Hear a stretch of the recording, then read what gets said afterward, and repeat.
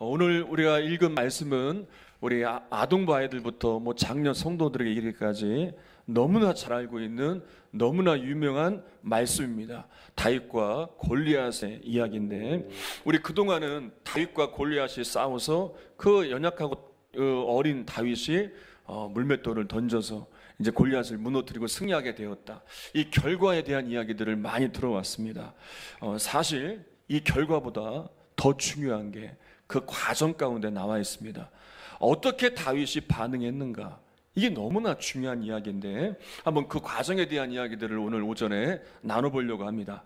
17장 초반을 보면 너무나 안타까운 장면이 나오는데, 블레셋 군대가 이제 이스라엘 영토를 침입하게 되었습니다. 그리고 이제 양쪽 군대가 골짜기를 하나 두고 이제 대치를 하게 된 겁니다. 그리고 그때 블레셋 군대 중에 싸움을 도두는 자가 나오는데, 그가 바로 누굽니까? 그가 바로 골리앗이었습니다. 이 골리앗이 모습이 어땠는지 한번 읽어보겠습니다. 4절로 7절까지 우리 한번 읽습니다. 시작. 블레셋 사람들의 진영에서 싸움을 도두는 자가 왔는데 그의 이름은 골리앗이요 가드 사람이라. 그의 키는 6규빗 한 뼘이요 머리에는 놋 투구를 썼고 몸에는 비늘 갑옷을 입었으니 그 갑옷의 무게가 놋 5천 세겔이며 그의 다리에는 놋 각반을 쳤고 어깨 사이에는 놋 단창을 메었으니 그 창 자루는 배틀째 같고 창날은 철 600세겔이며 방패든 자가 앞서 행하더라.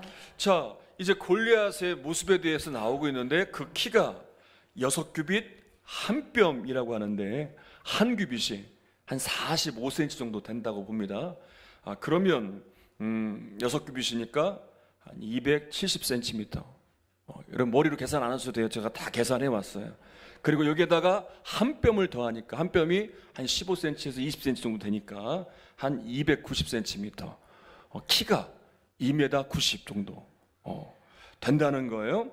그리고 이제 머리에는 노트구를 쓰고 있고 몸에는 비늘 갑옷. 이 비늘 갑옷이 무언가 찾아보니까, 여러분 영화들을 보면 이제 그 장수들이 갑옷을 입을 때 비늘 모양의 놋이나 철판으로 그 조각들을 다닥다닥 붙어놓은 그런 갑옷을 본 적이 있을 거예요. 그런 갑옷을 생각하면 됩니다. 그 갑옷의 무게만 무려 5천 세겔. 그 갑옷의 무게만 5천 세겔이라고 하는데, 5천 세겔을 또 따져봤어요. 한 세겔이 한 11.5g. 그래서 5천 세겔이 한 60kg. 그러니까 입은 갑옷만 무게가 무려 60kg 정도 된다는 거예요. 그리고 이제 지닌 장비들과 무기들에 대해서 나오고 있는데, 창자루가 배틀째 같다고 했는데, 이것은 이제 멀리 던지기 위해서 창자루에 고리가 달린 가죽끈을 이제 감아 놓은 거예요. 이 창날의 무게만 얼마나 되느냐? 600세겔, 한 7kg 정도 된다는 거예요. 자, 이런 모습을 한번 상상해 보면 골리앗이 얼마나 거대하고 얼마나 그 외적으로 풍겨지는 모습이 강한지를 알 수 있어요. 그리고 얼마나 자만한지, 또 얼마나 당당한지 이제 이스라엘 군대들을 향하여 겁을 주는 거예요. 뭐라고 겁을 주느냐? 자, 8절, 9절 한번 읽어보겠습니다. 시작. 그가 서서 이스라엘 군대를 향하여 외쳐 이르되 너희가 어찌하여 나와서 전야를 벌였느냐? 나는 블레셋 사람이 아니며 너희는 사울의 신복이 아니냐? 너희는 한 사람을 택하여 내게로 내려 보내라. 그가 나와 싸워서 나를 죽이면 우리가 너희의 종이 되겠고, 만일 너희가 우리의 종이 되어 우리를 섬길 것이니라. 자, 이제 골리앗이 이스라엘 군대를 향해서 나와 싸울 대표 한 사람을 뽑으라는 거예요. 그래서 나와 싸워 이기면 우리가 너희의 종이 되겠다. 만약 내가 이기면 너희가 우리의 종이 되어 우리를 섬기게 될 것이다. 당시 고대의 이 이방의 전투 가운데서는 이제 군대 대표들이 나와서 1대1로 결투하는 것이 흔한 일이었습니다. 더군다나 아까도 말씀을 드렸지만 골짜기를 하나 두고 양군이 대치하고 있는 상황이었기 때문에 전 군대가 싸우기가 쉽지 않았어요. 그런 상황 가운데서 이제 골리앗이 자신의 힘을 과시하면서 나와 싸워 나를 이길 자가 누구냐 한번 나와봐라, 당당하게 그렇게 자만을 하고 있는 거예요. 자, 그런데 이제 그 다음을 보면 너무 안타까운 모습이 나와요. 자, 이런 골리앗, 이 자만하고 교만하고 이 당당한 이 골리앗의 모습 앞에 사울과 이스라엘 백성, 이스라엘 군대의 모습은 어땠는지 그걸 한번 보겠습니다. 11절 시작.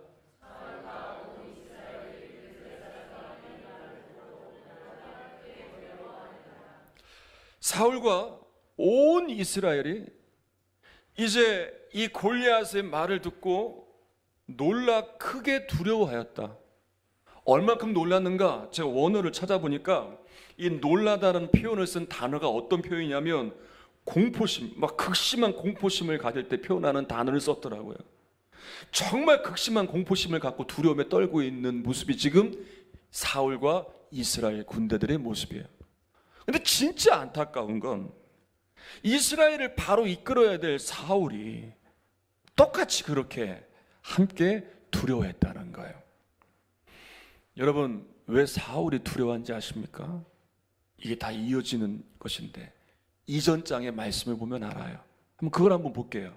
사무엘상 16장 14절 시작. 여호와의 영이 사울에게서 떠나고 여호와께서 부리시는 악령이 그를 번뇌하게 한지라. 자, 계속된 사울의 불순종으로 인해서 결국 하나님의 영이 그를 떠나세요. 그리고 악령이 그에게 역사하는 거예요. 여러분, 사울은요 외적으로는 아주 훌륭한 외모를 지니고 있었어요. 그런데 그에게도 약점이 있었는데 어떤 약점이 있었냐면 그가 좀 성격이 소심하였고 그리고 심리적으로 불안한 모습이 있었대요.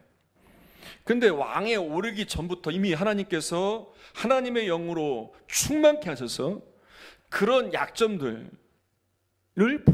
보완하여 이스라엘을 이끌어가도록 만드신 거예요. 하나님의 영의 도우심으로. 그런데 지금 사울은 하나님 앞에 불순종하니 하나님의 영은 떠나버리고 이 인간적인 연약함이 그를 이끌어가니 결국 보여지는 모습은 골리앗의 그 강한 면만 보면서 두려워하는 거예요. 여러분, 우리가 하나님의 영의 충만함을 받아야 되는 이유가 여기에 있는 거예요. 우리는 연약함을 지니고 있습니다. 외적으로는 아무리 강해 보인다 할지라도 우리는 너무나 연약함을 지닌 인간들이에요. 그리고 우리는 불완전한 이 땅을 살아가고 있어요. 그래서 또 원치 않는 고난과 어려움의 문제들을 만날 수 있어요. 또 질병도 얻을 수 있어요. 또 사람들과의 관계에 문제가 생길 수도 있어요. 그때 우리의 연약함이 여지없이 드러나게 돼요. 그런데 하나님의 영의 충만함이 그 연약함을 넘어서서 역사하는 거예요. 오늘 새벽에도 로마서의 말씀을 읽으면서 여러분, 새벽에 로마서의 말씀을 드디어 시작했어요. 이거 아셔야 될 것 같아요. 시작했어요. 로마서의 말씀을 읽고 있습니다. 같이 읽자고요. 같이 좀 나누자고요. 오늘 새벽에 로마서의 말씀을 보니까 광야와 같은 그런 삶을 살고 있지만 고난 중에서 성령께서 도우시고 인도하신다는 거예요. 여러분, 사도행전 10장 2절에서도 보게 되면 고넬료에 대한 설명이 나오는데 한번 읽어볼게요. 자, 사도행전 10장 2절 시작. 그가 경건하여 온 집안과 더불어 하나님을 경외하며 백성을 많이 구제하고 하나님께 항상 기도하더니. 자, 이 고넬료는 어떤 사람이었느냐 설명하고 있습니다. 하나님을 경외하였다, 기도를 많이 했다, 선한 일을 많이 했다. 근데 이 사람은 그렇게 할 수 없는 그런 배경을 가진 사람이에요. 고넬료는 로마 군의 장교였고요. 유대인을 지배하기 위해서 파견된 이제 군대 지휘관이란 말이에요. 생각해 보세요. 자기가 지배하고 있는 민족의 종교를 받아들인 거예요. 그리고 이제 자기가 로마 장교라는 이런 어마어마한 이런 권위를 내세우지 않았단 말이에요. 그리고 대충 믿은 것이 아니라 정말 하나님의 은혜를 갈망하며 기도했고 그리고 그가 말씀대로 선한 열매를 맺었다는 거예요. 다시 말하면, 한마디로 정의하면 고넬료는 하나님의 영으로 충만한 사람이에요. 그러니까 그를 통해서 이어지는 이방인들 가운데 임하는 성령의 강림 사건이 일어나게 된 것 아니겠습니까? 여러분, 중고차를 사보셨죠? 중고차를 살 때 겉만 보고 사지 않잖아요. 겉으로는 아무리 좋아 보여도 그 내부에 어떤 문제가 있는지 정부소에 들려서 다 일일이 확인한 다음에, 그런 다음에 살 것 아니겠어요? 마찬가지예요. 우리의 겉모습이 아무리 화려해 보인다 할지라도 우리 내면에 흐르는 하나님의 영의 충만함이 없으면 우리의 심령은 메말라 갈 수 있어요. 예배에 나와도 아무런 감동이 없을 수 있어요. 겉으로는 아무런 문제가 없는데 내 내면에 흐르는 하나님의 영의 충만함이 없으니까 골리앗과 같은 이런 문제를 만나면 이스라엘 군대처럼 두려워하고 낙심하고 아무것도 못하는 이런 연약한 모습이 드러나게 되는 거예요. 여러분들에게 정말 말씀해드리고 싶은 건, 문제의 크고 작음, 이것보다 더 중요한 게 있어요. 그건 뭐냐? 문제를 대하는 나의 영적인 자세, 나의 영적인 상태가 너무 중요한 거예요. 하나님의 영으로 충만하면 문제가 크든 작든 문제를 대하는 자세가 달라요. 아무리 큰 문제가 있어도 쉽게 낙심하거나 절망하지 않아요. 그 가운데에도 평안함과 소망을 가져요. 말씀을 전하는 저도 마찬가지입니다. 성령으로 충만할 때, 하나님의 영으로 충만할 때는 설교 준비가 너무나 잘 돼요. 그리고 빨리 주일이 왔으면 좋겠어요. 빨리 여러분들을 막 만나고 싶어요. 이 위에 빨리 올라오고 싶어요. 그리고 교회 또 성도님들에게 크고 작은 문제들이 생겼을 때 위로해 줄 수 있고 힘을 줄 수 있는 그런 담대함이 있어요. 그런데 저도 인간인지라 영적으로 나약할 때가 있어요. 그러면요, 주일이 왜 이렇게 빨리 오지? 그런 마음이 들 때도 있어요. 여러분, 이건 저뿐만 아니라 여러분들도 경험하는 문제일 거예요. 여러분, 오늘은 충만함으로 올라왔습니다. 오늘은 주일을 기대하는 마음으로 올라왔어요. 올라왔어요, 그렇게. 여러분, 이런 문제는 다 누구나 경험하는 문제 아니겠어요? 오늘 예배에 올 때 정말 하나님의 영의 충만함을 있는 사람들은 정말 이 예배의 기쁨과 감동과 감격을 가지고 기대하는 마음으로 나왔을 것이고, 정말 하나님의 영의 충만함이 없는 분들은 이 예배에 정말 끌려 나온 듯이 오신 분도 있을 거예요. 그러나 중요한 건 이 자리에 나온 게 중요한 거예요. 이 자리에 나와 여러분들이 마음의 문을 열고 하나님의 은혜를 갈망할 때 하나님은 다시 하나님의 영으로 충만케 하신다는 거예요. 올해 이상기후 현상으로 참 고생을 많이 하셨죠. 이제 추석 명절을 앞두고 정말 대목인데 한참 사과를 수확을 해서 이제 해야 되는데 계속된 기록적인 폭염과 또 이상기후 현상으로 작년보다 사과 수확량이 너무나 많이 줄었다는 이야기를 들었어요. 얼마나 많은 마음고생을 하고 계세요. 바라기는 이런 어려움 가운데 하나님께서 여러분들을 위로해 주시고 또 길을 열어주시고 또 손해난 부분들을 채워주시는 은혜가 임하기를 바랍니다. 여러분, 농사를 지을 때 가뭄이 들면, 그래서 농작물들이 다 들어 말라 죽어가면 여러분 뭐 하겠습니까? 뭘 대요? 물을 댈 것 아니에요. 어떻게든 말라가지 않도록 뭔가 할 것 아니에요. 마찬가지로 내 심령이 말라갈 때 문제를 대하는 자세가 예전 같지 않아요.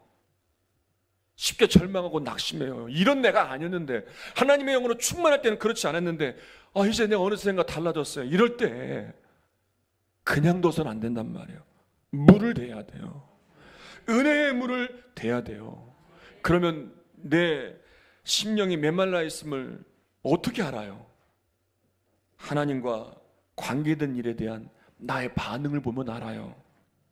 예배에 나오는 나의 마음가짐, 예배를 드리는 태도, 설교에 대한 반응, 삶에서의 말씀에 순종하는 모습들, 나에게 주신 직분과 사명에 대한 헌신도, 이런 것에 대한 기쁨과 감동이 있냔 말이에요. 이 문제가 있다 없다, 나를 힘들게 하는 사람이 있다 없다, 해결되지 않는 일들이 나를 괴롭히고 있다, 이것보다 더 중요한 게 나의 영적인 상태가 어떠하느냐, 이게 정말 중요한 문제라는 거예요. 여러분, 은혜의 물을 대야 돼요. 그래서 가물어가는 내 심령, 정말 작은 문제도 넘어지고 쓰러지고 치우치는 이런 나를 일으키는 성령의 충만한 이 은혜의 물을 대어서 새롭게 되어지고 변화되어지고 어떠한 문제도 뒤흔들리지 않고 평안함을 누리고 소망을 바라보는 그런 승리의 역사가 여러분들에게 일어나기를 바랍니다. 자, 이런 안타까운 상황 가운데 크게 낙심하고 두려워 떠는 그런 한없이 연약하고 무능한 이스라엘 백성들과 사울의 모습 가운데 이제 드디어 다윗이 등장해요. 사실요, 다윗이 싸우려고 온 게 아니에요. 아버지의 심부름 때문에 전쟁터에 온 거란 말이에요. 한번 다윗이 어떠한 반응을 보이는지 한번 읽어볼게요. 17절, 18절 읽겠습니다. 시작. 이새가 그의 아들 다윗에게 이르되 지금 내 형들을 위하여 이 볶은 곡식 한 에바와 이 떡 10덩이를 가지고 진영으로 속히 가서 내 형들에게 주고 이 치즈 10덩이를 가져다가 그들의 천부장에게 주고 내 형들의 안부를 살피고 증표를 가져오라. 여러분, 이 골리앗의 위협이 40일 동안 계속돼요. 이렇게 오랜 시간 동안 이게 지나게 되니까 이스라엘 군대가 먹을 식량이 고갈되어 가는 거예요. 그래서 이제 그 아버지 이새가 염려하니까 다윗을 불러서 형들에게 줄 음식을 좀 가져다 주라고 하는 거예요. 오면서 형들이 잘 있는지 안부를 살피고 그 증표를 좀 가져와라. 걱정이 되니까. 그래서 다윗이 이제 심부름을 하러 가는 겁니다. 자, 이제 다윗이 형들에게 줄 양식을 가지고 이스라엘과 블레셋이 대립하고 있는 그 전쟁터, 그 엘라 골짜기로 가는 거예요. 그리고 다윗이 가서 얼른 형들에게 그 양식을 주려고 하는데 너무나도 안타까운 광경을 본 거예요. 그리고 두 가지를 들어요. 하나는 뭐였냐? 골리앗이 이스라엘 군대를 향해 쏟아붓는 모욕적인 말을 들어요. 여러분, 이런 말들이 며칠 동안 계속됐다고요? 하루 이틀도 아니고 40일간 그렇게 말들을 듣고 두려워하고 있었던 거예요. 또 하나는 누구든지 이 골리앗을 물리치는 사람은 왕이 많은 재물과 그의 딸을 준다라는 또 말도 들어요. 자, 그리고 이제 이것에 대한 다윗의 반응이 나와요. 이게 중요한 거예요. 26절. 자, 우리 한번 다 같이 눈을 뜨시고 26절 우리 같이 한번 읽어보겠습니다. 자, 시작. 다윗이 곁에 서 있는 사람들에게 말하여 이르되 이 블레셋 사람을 죽여 이스라엘의 치욕을 제거하는 사람에게는 어떠한 대우를 하겠느냐? 이 할례 받지 않은 블레셋 사람이 누구이기에 살아계시는 하나님의 군대를 모욕하겠느냐? 다윗이 이렇게 말합니다. 할례 받지도 못한 블레셋 사람이 누구이기에 살아계신 하나님의 군대를 모욕하느냐? 다윗이 상당히 화가 났어요. 사실 다윗은 골리앗에게도 화가 났지만 골리앗 앞에 아무런 것도 하지 못하고 무능하게 있는, 두려워하는, 하나님을 바라보지 못하는 그런 이스라엘 군대에게도 화가 나 있었을 거예요. 여러분, 우리는 이 말씀을 보면서 두 가지를 깨달아야 돼요. 그건 뭐냐? 이 말씀을 준비하면서 저는 두 가지를 봤어요. 하나는 뭐냐? 하나님의 간섭하심이에요. 그냥 골리앗 앞에 40일간 처참하게 모욕적인 말을 들으면서 두려워 떨게만 하나님은 두지 않으셨단 말이에요. 다윗을 어떻게든지 양식을 갖고 보내는 그 보냄을 통하여 골리앗 앞에 서서 그들을 건져낼 하나님의 계획하신 가운데 하나님이 그를 보내신 것 아니겠습니까?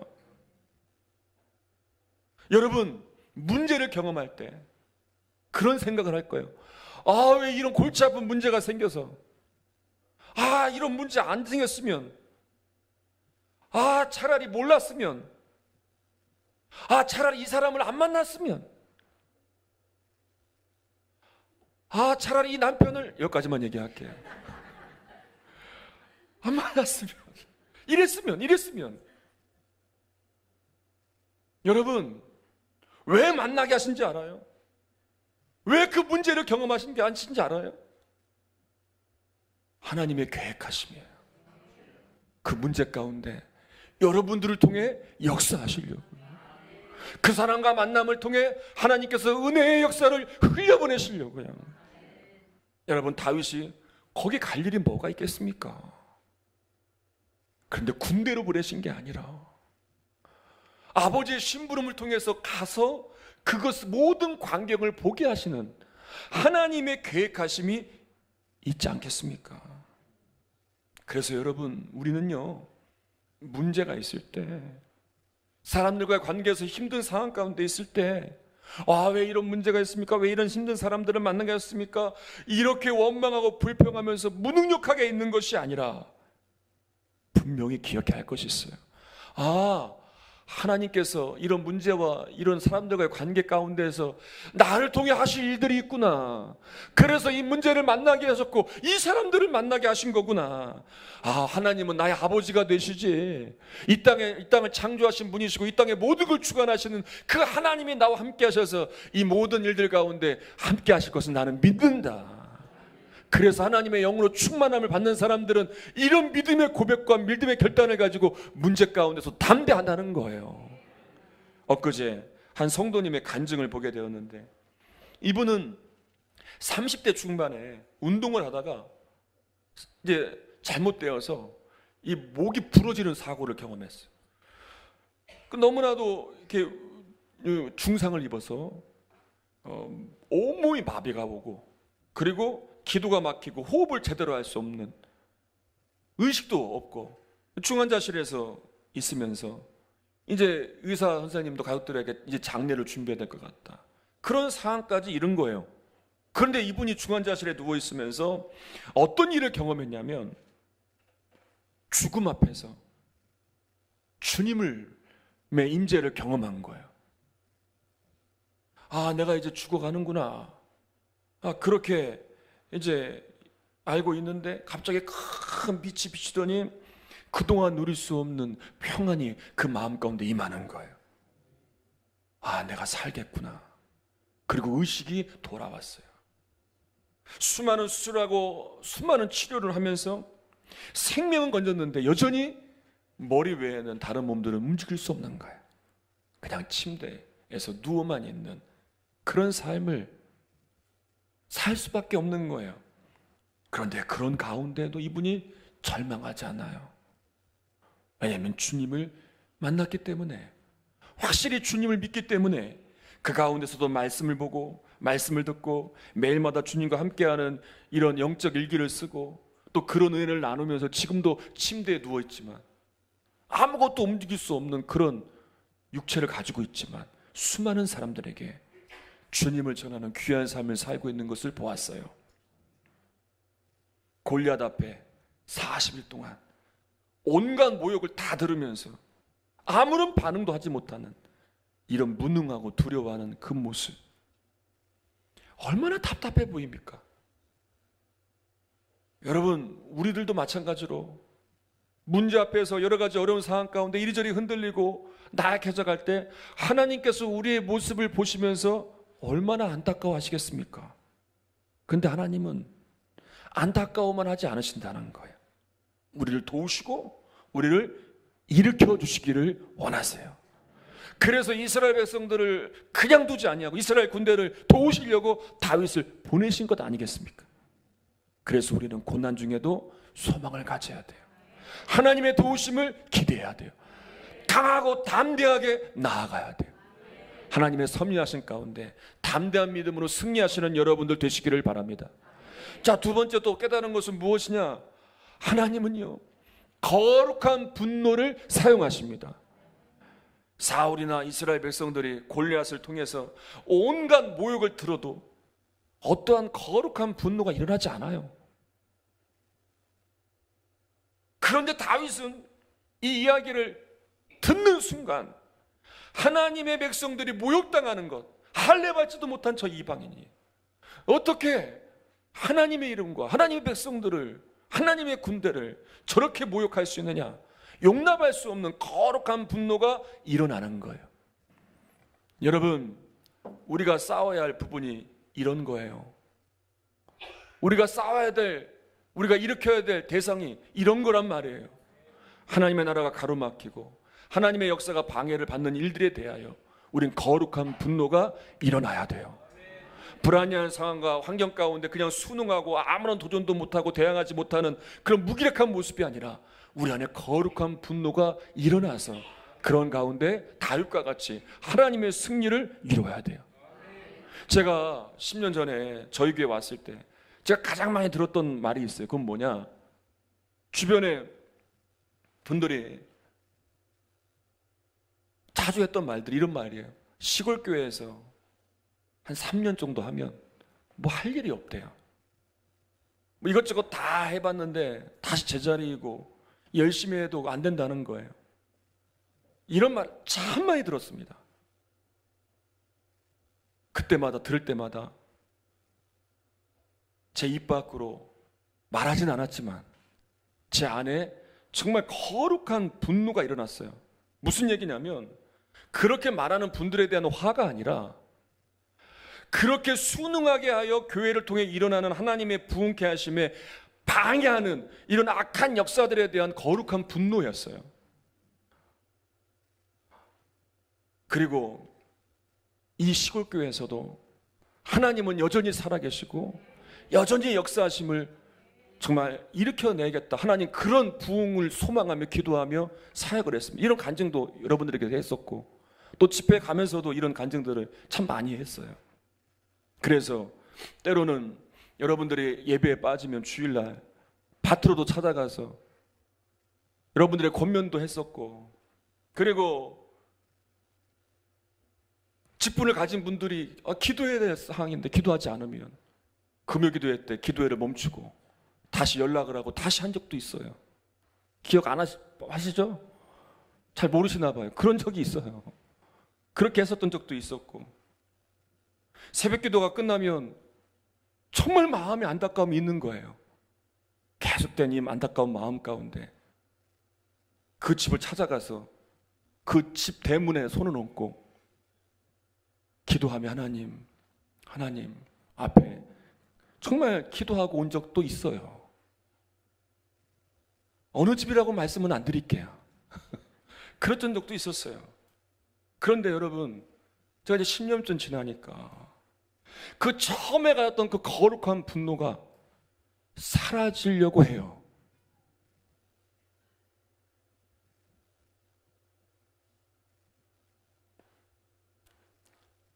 여전히 주의를 지키지 못하시는 분들도 계시고 여전히 기도의 자리로 나오지 못하시는 분들도 계시고 또 여전히 신앙의 제자리 가운데 있는 분들도 계시는데 이런 걸 보면서 제일 안타까운 게 뭐냐면 제가 그걸 용납하고 있는 거예요.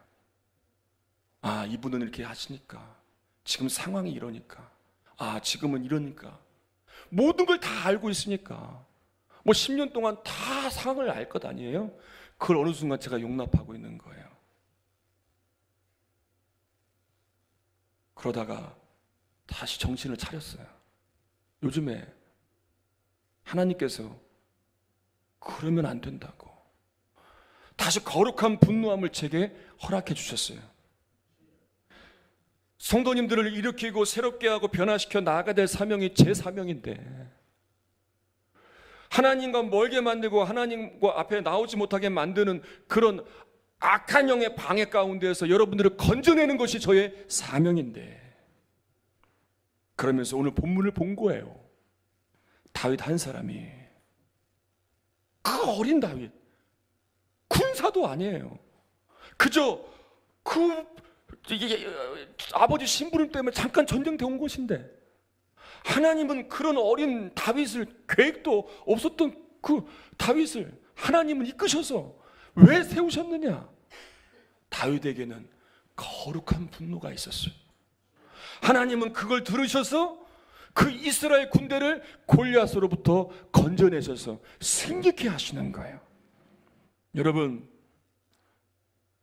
우리에게도 이 거룩한 분노가 일어나야 돼요. 여러분, 가정에 하나님의 역사를 방해하는 일들에 대하여 거룩한 분노함이 일어나야 돼요. 용납하고 인정해서는 안 돼요. 가정의 분열을 만들고 하나님과의 관계를 멀게 만들고, 여러분 마찬가지인 내 신앙 가운데서도 내 신앙 안에서 정말 하나님의 역사를 방해하고 하나님께 나가지 못하는 일들이 있을 때 여러분 거룩한 분노가 일어나야 돼요. 이 지역에 하나님의 부흥의 역사를 가로막는 일들, 또 교회에, 또 한국교회를 향하여 이런 하나님의 역사를 방해하는 요소들에 대한 이런 거룩한 분노가 일어나야 돼요. 여러분, 우리가 싸워야 될 대상은 내 주변에 있는 사람들이 아니란 말이에요. 우리가 싸워야 될 대상은 이렇게 거룩한 분노를 꺾어버리고 하나님의 역사를 방해하고 하나님께 나가지 못하며 하나님의 섭리하신 가운데 나오지 못하는, 그래서 사울과 이스라엘 군대처럼 그냥 40일 동안 모욕적인 말을 들으며 아무런 반응도 못하고 무기력하게 있게 만드는 그런 방해하는 이런 악한 영의 역사 앞에 우리는 거룩한 분노를 일으켜야 돼요. 그리고 다윗처럼 다시 일어서서 우리 한 사람을 통하여 우리 가정에 다시 하나님의 나라가 임하게 되고 우리 교회에 하나님의 부흥의 역사가 이루어지게 되고 이 지역 가운데 하나님의 뜻이 펼쳐져야 돼요.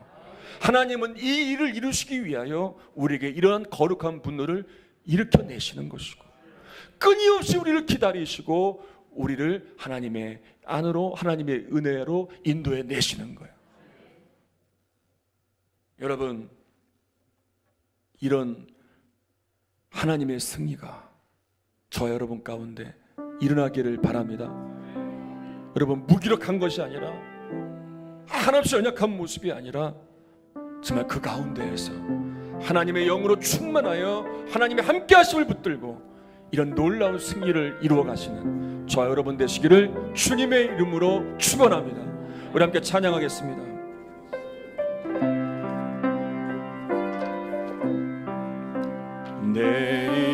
내일은 난 몰라요.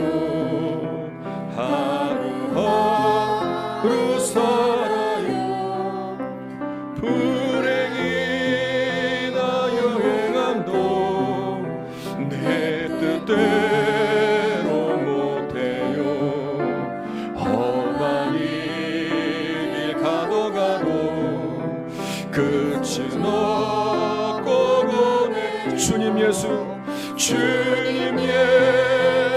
발렘이 내 손 잡아주소서. 잡아주소. 내일은 난 몰라요. 장래일도 몰라요. 아버지여 날 붙드사 평탄한 길 주옵소서. 다시 한번 내일은 난 몰라요. 하루하루 살아요. 불행이나 여행함도 내 뜻대로 못해요. 험한 길 가도 끝은 없고 보내요. 주님 예수 발레미사 내 손 잡아주소서. 내일은 난 몰라요. 장래일도 몰라요. 아버지여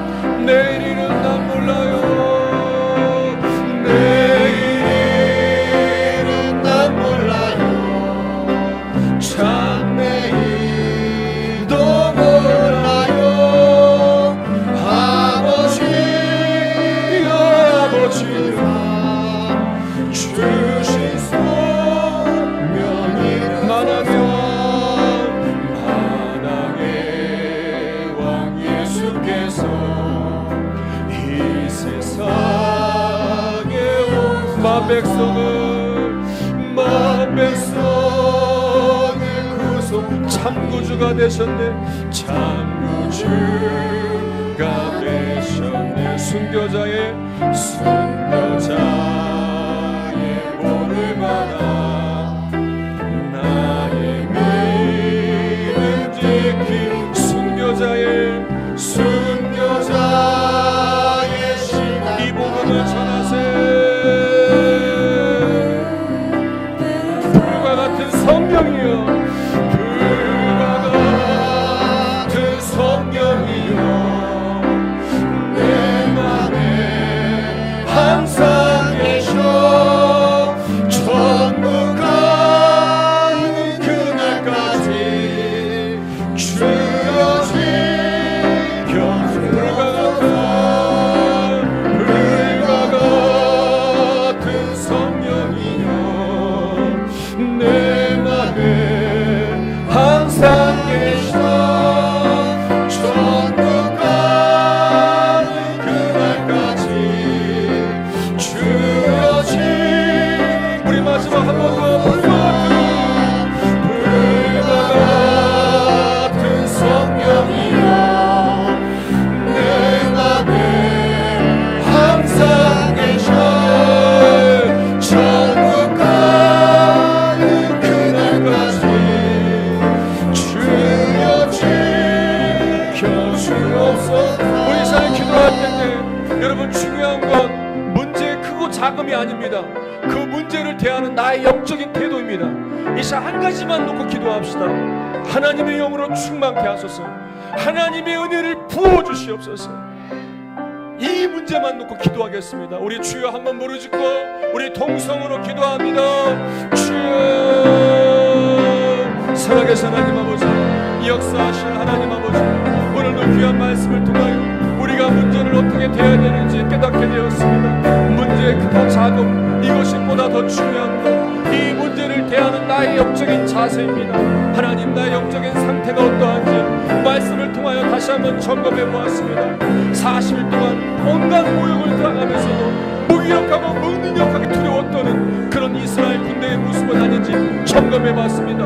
우리 딸과 같이 정말 거룩한 분노가 일어났습니다. 정말 하나님의 계획하신 가운데 쓰임받으며 승리를 이루어가야 될 하나님의 이 영적인 일들을 이루어가야 될 것입니다. 그래서 우리에게 하나님의 영에 충만한 은혜가 있어야 됩니다.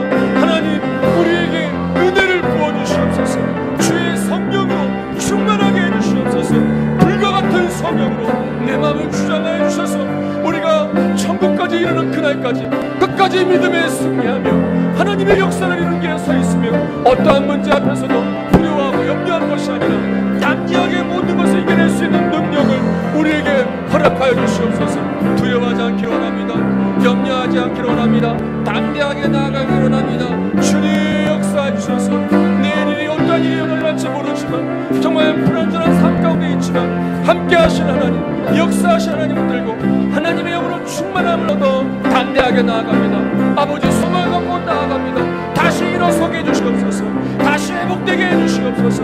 하나님 앞에 바로서 믿음의 사람들이 다 될 수 있도록 하나님 도와주실 줄 믿습니다. 아버지 하나님, 역사하소서. 아버지, 인도해 주시옵소서.